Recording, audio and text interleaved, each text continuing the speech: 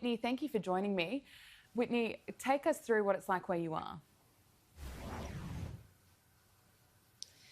So right now I'm at 16th and H. I'm just outside of the park that faces the White House. So we're quite a bit away from the Capitol. But what I can tell you, just based on the live pictures that I've seen and the reporting that we have from our teams who are on the ground, this is still a very fluid situation. Police are in full riot gear trying to escort these protesters off of the Capitol Hill grounds, and they are ready to use whatever means necessary to effect that. Right now, though, the mission is to keep calm. So what we've seen from the live video coming in is that protesters appear, for the most part, to be walking off of those Capitol Hill grounds on their own accord.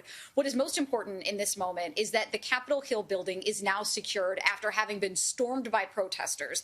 There is some damage to the inside of the Hill, but for the most part, again, that building is secured. And right now, the conversation is, how do they move forward with the business at hand? Today was supposed to be a routine formality. All they were supposed to do was certify the results of the Electoral College votes.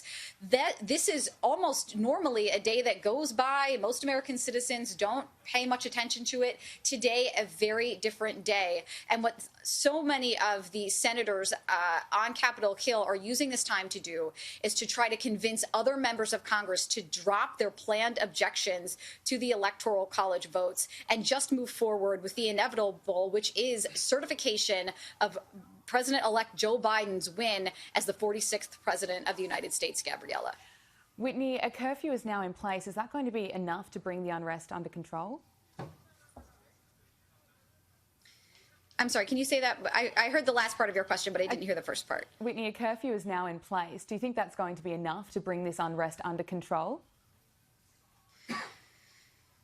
Well, it looks now like it's working at least a little bit. The video that we've seen coming in, and just from what I can hear with the door open here right outside the White House, is that the situation has calmed dramatically from earlier today. These protesters know very likely that if they are out past 6 p.m. that they could face arrest. And so we've seen several of them leaving the Capitol Hill grounds and moving away from that area, ostensibly to avoid arrest. But there is also video that shows protesters are standing their ground as police stand shoulder to shoulder in full riot gear, Gabriella. Biden's inauguration is just 2 weeks away. Do you think security will have to be ramped up for that event?